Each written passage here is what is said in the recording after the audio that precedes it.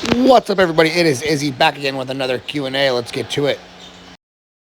Is this a business decision, or did you just miss us really deep down? Really deep down. I missed you like real deep. Like I had to dig to frickin' China to find the missingnessness. No, so honestly, like after I wrote, I don't really feel like doing the Q&A. Like 10 people sent me really heartfelt messages saying like how much it helped them. It just kind of made me feel like a selfish douche. I was, if I can make fun of myself using like a whiny, nasally voice, like, I don't want to do it, and then that's a heuristic for me that I'm making the wrong decision. So as soon as like that clicked, that I was just kind of just being whiny, little loser, whiny, then I was like, all right, well, let's get back to doing the Q&As. Any tips for eating 5 to 10,000 calories in one sitting? Be a gluttonous fat. That would be my number one tip. I guess it depends. Do you need help eating more food, or are you really trying to eat a lot in one sitting? Because if you're trying to eat a lot in one sitting, the best tip I can give you that I actually picked up from like watching a documentary on competitive eaters is to switch flavor profiles really often. So if you go from something that's sweet to salty, you can keep rotating back and forth and eating well past the point of fullness. So that's number one. Do seed oils lower testosterone? They don't lower my testosterone. I inject mine straight into my ass. Sometimes quads, sometimes lats, rarely delts. No, man, like the only thing that makes a difference for testosterone levels, both in men and women, is going to be adequate fat intake in the diet, living a low stress life, optimal sleep. Again, like it's lifestyle factors that make any real tangible difference to testosterone levels. Maintaining a moderate body fat level, neither too lean nor too fat. Anything like this is going to have a transient or irrelevant effect. Like if your testosterone levels go up 50 points within the natural range, that's going to do dick all for results. It doesn't matter. It really doesn't. Is it worth reverse banding or banding a hack squat? I think you just got to be careful in terms of speaking in generalities on something like this, because every hack squat is different. And some of them just feel absolutely horrible in terms of the strength curve, especially some of the older ones. They just put so much stress on your knees at the bottom. Usually the ones that are a little bit more upright than the more modern ones. But even besides that, like using the reverse band to get rid of knee pain, some people just get a better SFR with a more even strength profile on a squat pattern. So I just don't think you should say, oh, you should always do a lengthened bias hack squat. Some people will get a better SFR with a reverse band. What is the difference in SFR between the unilateral hammer pull down and the bilateral version? Will you go back to the bilateral version when your arm is healed? Yes, I will. And that's primarily because I would always rather do one set than do two sets. However, these are different exercises. They're not directly comparable. When you do it one arm at a time, your elbow is going to be super tucked to your side, and it's not going to go very far behind your body. So it's going to be quite a bit of lat isolation. And with the bilateral version, it's more of a traditional pull down in terms of the mechanics. What should I do if I have a fixed weekly schedule and different amounts of rest between each microcycle? If you have a fixed weekly schedule, always do the same workout on the same day every single week. And that way it doesn't matter if you have different amounts of rest between each of your leg days, because each leg day always has the same amount of rest going into that session. So if you can only train Monday, Wednesday, Friday, Saturday, for example, always do the same workouts on Monday, Wednesday, Friday, and Saturday. Don't rotate through stuff. The guys I worked construction with have really thick fingers. Is it possible for fingers to hypertrophy? We have got some finger envy going on here. Yeah, it's totally possible though for fingers to hypertrophy. I mean, there's muscles in your fingers, there's muscles in your hands, and if you use them in a way that stresses them, they will adapt and grow bigger, just like every other muscle in your body. One thing I will say is that lifting is notoriously bad at training real-world grip strength, and you can be in the gym for another 20 years and that still probably won't change. What would it take for a natural to bench 315 for reps? 5 to 10 years of training? I hate it when you guys make me out to be the bad guy on genetics, because I'm like the least discouraging person ever. I'm always the guy that's like, go for it. But you just don't get genetics. I can tell by your questions, you don't get genetics.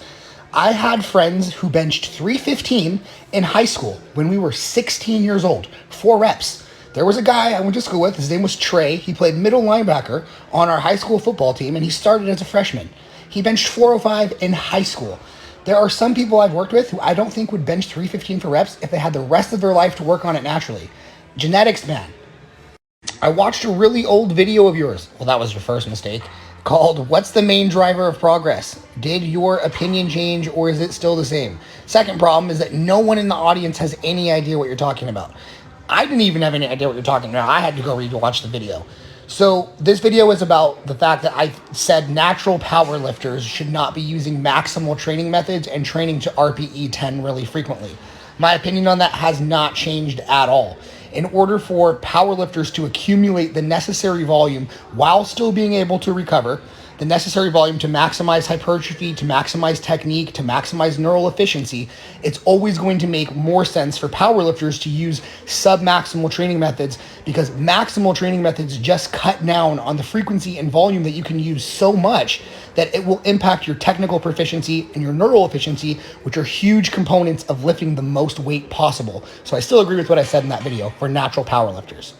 What are the pros and cons of high volume, giant set style programming? Does it aid in fat loss? Well, here's the thing. If the number one concern is fat loss, increasing activity will always help a little bit, but there's only two exercises that you need for fat loss: fork put downs and plate pushaways. It's always been that way and it always will be. Now, as far as the actual benefits of giant sets and that style of programming, you're gonna use a lot less weight, which is gonna be great for your joints, tendons, soft tissues, etc. If there is any specific benefit to muscle roundness, to certain different kinds of hypertrophy, cell swelling, metabolite-based hypertrophy, you're going to get all of that with giant set style training. Additionally, I find that a lot of people who get used to super heavy, low rep training are good at managing the fear and anxiety that comes with that. But the people that get really good at high rep, high volume training become awesome at pushing through pain. So if you're a bit of a wuss and you're one of those people that goes, anything more than 5 reps is cardio, then some giant sets could be just what the doctor ordered to teach you how to do hard stuff.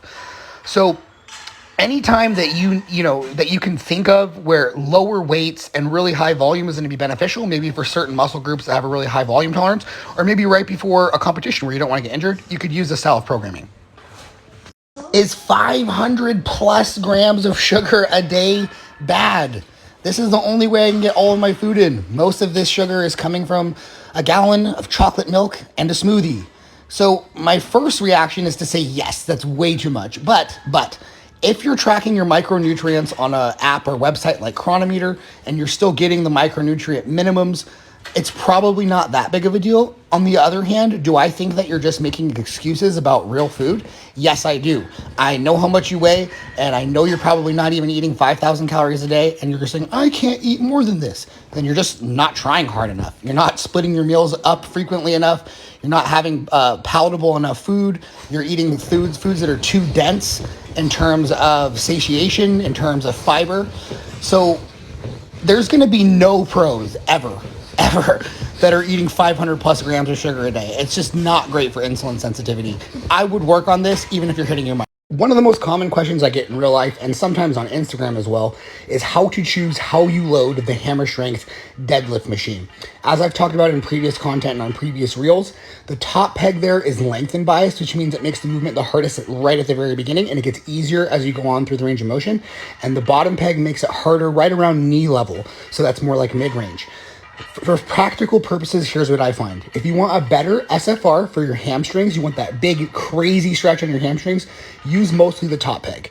If you're looking to get more hip extension strength, more glutes, if you want to feel a pump in your glutes, then and a little bit less in your lower back, then use the bottom peg and split them evenly for a little of both. In terms of anabolic and androgenic rating, is a more anabolic hormone always going to promote more growth than a less anabolic hormone? So the anabolic and androgenic rating and ratio is absolutely meaningless in humans, and it doesn't correlate to reality whatsoever. Like if you think, for example, that milligram per milligram tren builds 5 times more muscle than testosterone, then I have a bridge in Brooklyn that I'd like to sell you. That's nonsense. For the most part, with the exception of a few exotic compounds, it doesn't matter whether or not you're using primobolan, which is supposedly weak, or DECA. It all builds muscle at approximately the same rate. Check out Team Evil GSP for more. All right, everybody, you know the drill at the end of the video. If you like the video. Questions and comments, leave them below. I get to most of them, if not all of them. Subscribe if you haven't already. And as always, my friends, have a wonderful rest of your day. Bye-bye.